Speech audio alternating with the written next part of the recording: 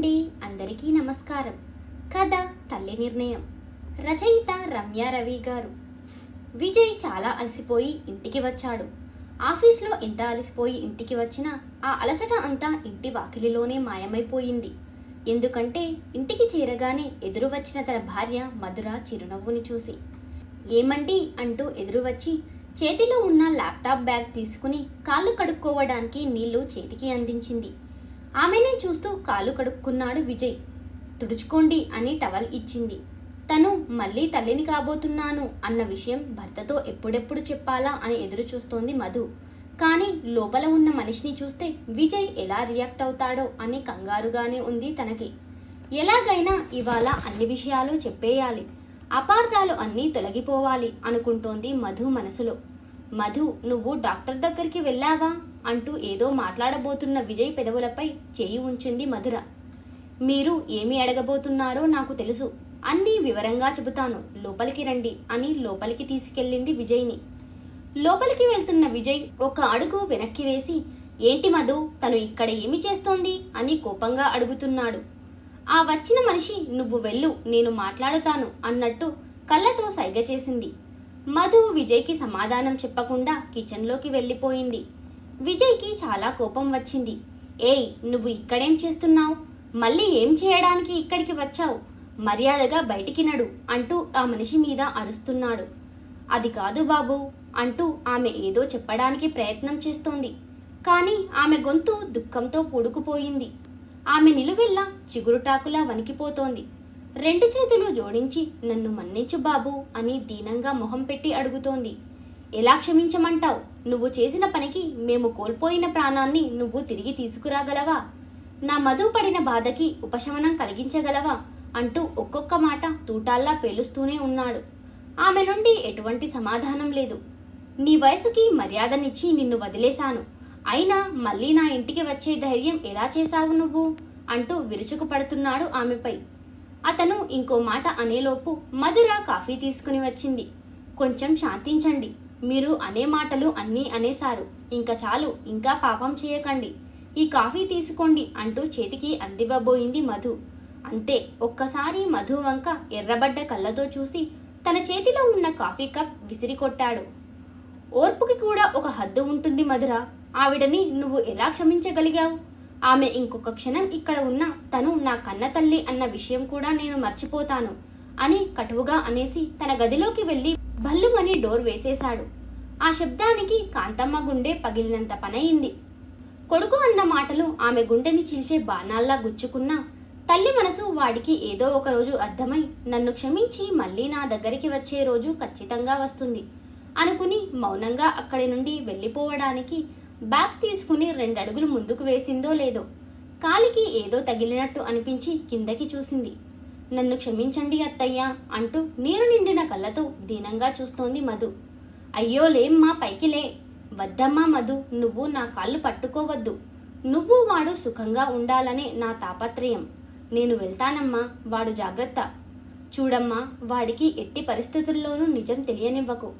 తెలిస్తే వాడి గుండె పగిలిపోతుంది. వాడు నన్ను కాదు అనుకున్నా ఏదో ఒక రోజు మళ్ళీ నా దగ్గరికి తప్పకుండా వస్తాడు. కానీ జరిగిన ఘోరానికి నువ్వే కారణం అని తెలిస్తే మాత్రం నిన్ను క్షమించడు. జాగ్రత్త తల్లి అని చెప్పి బయటకు వెళ్ళిపోయింది కాంతమ్మ. వెళ్ళిపోతున్న అత్తగారిని చూస్తూ, అయ్యో ఎంత పాపం చేస్తున్నాను నేను, నా స్వార్థం కోసం తల్లి కొడుకులను విడదీస్తున్నాను అని వెక్కి వెక్కి ఏడుస్తోంది. అలాగని భర్తకి నిజం చెప్పే ధైర్యం చేయలేకపోతుంది. ఎందుకంటే తనకి తన భర్త, అత్తగారు తప్ప నా అని చెప్పుకోవడానికి ఇంకెవరూ లేరు. అందుకే కోడలి పొరపాటు కాస్తోంది ఆ అత్తగారు, కాదు కాదు ఆ దేవత. జరిగిన ఘోరంలో మధుర తప్పు ఉంది అని తెలిస్తే విజయ్ తనని ఈ జన్మలో క్షమించడేమో అన్న భయంతో మధు ఆత్మహత్యకు పాల్పడుతున్న క్షణంలో తల్లి లాంటి తన అత్తగారు కాంతమ్మ అడ్డుపడి నింద తనపై వేసుకుని కోడలికి పునర్జన్మనిచ్చింది. కొడుకు దృష్టిలో దోషిగా నిలిచింది. చేయని తప్పుకి శిక్ష అనుభవిస్తోంది. మధుర ఏడుస్తూనే ఉంది. ఇంతలో డోర్ తీసిన శబ్దం వినిపించింది. మధు, ఆవిడ వెళ్ళిందా అని మధు భుజంపై చేయి వేసి అడుగుతున్నాడు విజయ్. మధు కన్నీళ్లు తుడుచుకుని వెనక్కి తిరిగి భర్త కళ్ళల్లోకి చూస్తూ, మీకు ఇవాళ ఒక నిజం చెప్పబోతున్నాను. అది విన్నాక మీరు నన్ను చంపేసినా పర్వాలేదు, కానీ ఇంకా ఈ పాపభీతి భరించడం నా వల్ల కాదు అంటున్న మధుతో, ఏమి మాట్లాడుతున్నావు మధు, ఏమి నిజం చెప్పాలి నాకు అంటూ మధు వంక ప్రశ్నార్థకంగా చూస్తున్నాడు విజయ్. విజయ్ చెయ్యి తన కడుపుపై పెట్టి, మళ్ళీ మీరు తండ్రి కాబోతున్నారు అని నీరు నిండిన కళ్ళతో చెప్పింది Madhu. Oh Madhu, thank you so much, ఇంత మంచి విషయం ముందే చెప్పొచ్చు కదా అంటూ ఇంకా ఏదో మాట్లాడబోతుంటే ఆపింది మధు. నన్ను పూర్తిగా చెప్పనివ్వండి. ఇవాళ మీకు అత్తయ్య గారి మంచితనం గురించి తెలియాలి. మీకు అత్తయ్య గారికి మధ్య ఉన్న ఈ అపార్థాలన్నిటికీ నేనే కారణం.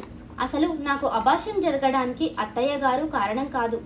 అసలు ఆ రోజు ఏమి జరిగిందంటే, నేను 4 నెలల గర్భవతిగా ఉన్నప్పుడు మీరు క్యాంపుకి వెళ్ళడం కోసం నన్ను మీ అమ్మగారి ఇంట్లో దిగబట్టి వెళ్ళారు కదా. నిజానికి అత్తయ్య గారు నన్ను ఎంతో జాగ్రత్తగా చూసుకున్నారు. ఆవిడ నాపై చూపించే ప్రేమను నేను అర్థం చేసుకోలేకపోయాను. జాగ్రత్తలు చెప్తూ ఉంటే నేను ఆమెని చాదస్తురాలు అనుకునేదాన్ని. అస్తమాను సిగ్నల్ కోసం డాబా ఎక్కి దిగి చేసేదాన్ని. అలా చేయకూడదమ్మా అని అత్తయ్య గారు మంచి చెప్పబోతే అపార్థం చేసుకునేదాన్ని. నా ఆరోగ్యం పుట్టబోయే బిడ్డ ఆరోగ్యం కోసమే కదా చెప్తున్నారు అనుకునేదాన్ని కాదు. ఆమెపై ఉన్న అయిష్టంతోనే మీకు ఆమె గురించి తప్పుగా చెప్పేదాన్ని. నా చేత పనులు చేయిస్తున్నారు అని, బరువులు ఎత్తిస్తున్నారు అని అబద్ధాలు చెప్పేదాన్ని. మధు చెప్తున్న ఒక్కో నిజం విజయ్ మనసుని ఛిద్రం చేస్తుంటే అతని ప్రమేయం లేకుండా అతని కళ్ళల్లో నుండి కన్నీరు వచ్చేస్తోంది. మధు చెప్తూనే ఉంది, మన జీవితంలో చీకటి నింపేసిన దుర్ఘటన జరిగిన ఆ రోజు చాలా వర్షం పడింది. మీరు అప్పుడే ఫోన్ చేశారు. సిగ్నల్ సరిగ్గా రావడం లేదని నేను ఫోన్ మాట్లాడుతూ డాబాపైకి వచ్చాను. అప్పుడు సిగ్నల్ దొరికింది. మీతో మాట్లాడేసి నేను కిందకి దిగుతుండగా మెట్లపై నుండి జారి కింద పడిపోవడం వల్ల గర్భానికి దెబ్బ తగిలింది. కడుపులో బిడ్డ చనిపోయింది. ఆ రోజు నేను కొంచెం జాగ్రత్తగా ఉండి ఉంటే ఆ ప్రమాదం జరిగేదే కాదు. వెంటనే నన్ను హాస్పిటల్కి తీసుకెళ్లారు. అబార్షన్ అయిందని డాక్టర్ చెప్పారు. మీకు ఈ విషయం తెలిస్తే మీరు నా మీద అసహ్యం పెంచుకుంటారేమో అన్న భయంతో నేను హాస్పిటల్ బిల్డింగ్పై దూకి చనిపోదాం అనుకున్నాను. కానీ అత్తయ్య గారు నన్ను ఆపారు. జరిగిన దానిలో నీ తప్పేమీ లేదు. కొంచెం అడుగులు జాగ్రత్తగా వేసి ఉంటే సరిపోయేది. కానీ జరిగిందేదో జరిగిపోయింది. ఇక మీదట జాగ్రత్తగా ఉండు అని నచ్చజెప్పబోయారు. కానీ పుట్టబోయే బిడ్డ విషయంలో మీరు ఎన్ని ఆశలు పెట్టుకున్నారో ఆమెకి వివరంగా చెప్పాను. బిడ్డని పోగొట్టుకున్న బాధతో పాటు మీరు నన్ను దూరం పెడతారేమో అన్న బాధ కూడా తోడయ్యి నేను కృంగిపోయేదాన్ని. అప్పటికీ మీకు బిడ్డను పోగొట్టుకున్న విషయం చెప్పలేదు. మీరు క్యాంపు నుండి వచ్చాకనే చెప్పాలి అనుకున్నాం. మీరు క్యాంపు నుండి వచ్చేసరికి నాకు బాధతో పాటు భయం కూడా వేసింది. నేను ఊహించినట్టుగానే మీరు రాగానే నా దగ్గరికి వచ్చి, నీ ఆరోగ్యం బాగానే ఉందా, డాక్టర్ ఏమి చెప్పారు, లోపల బేబీ బాగానే ఉందా అంటూ అడుగుతున్నారు. మీకు ఎలా చెప్పాలో తెలియక నేను ఏడుస్తూ ఉండిపోయాను. కానీ ఆ రోజు అత్తయ్య గారు మీతో జరిగిన ఘోరాన్ని చెబుతూ తన అజాగ్రత్త వల్లే ఈ ఘోరం జరిగిందని అబద్ధం చెప్పేశారు.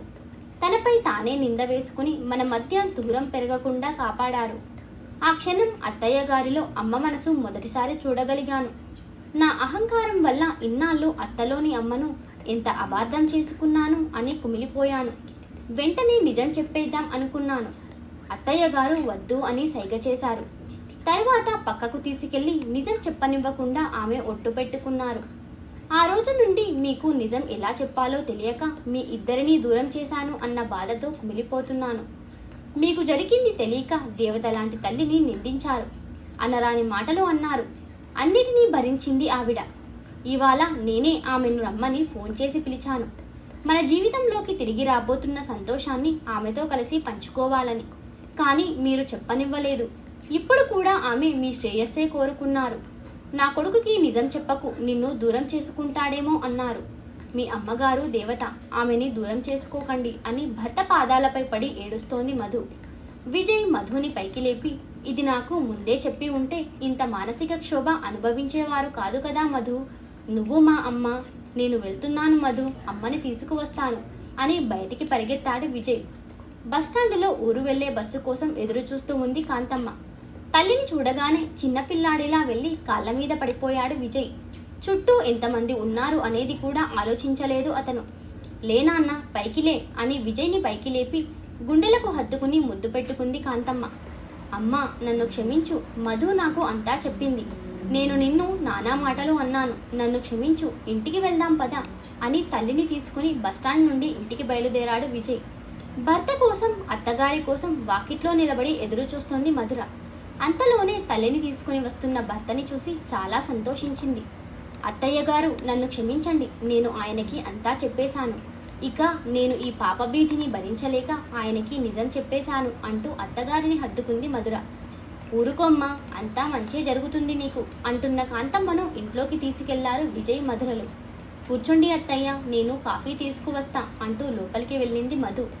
విజయ్ తల్లి కాళ్ళ దగ్గరే కూర్చున్నాడు. సారీ అమ్మా, నిన్ను తప్పుగా అనుకున్నాను.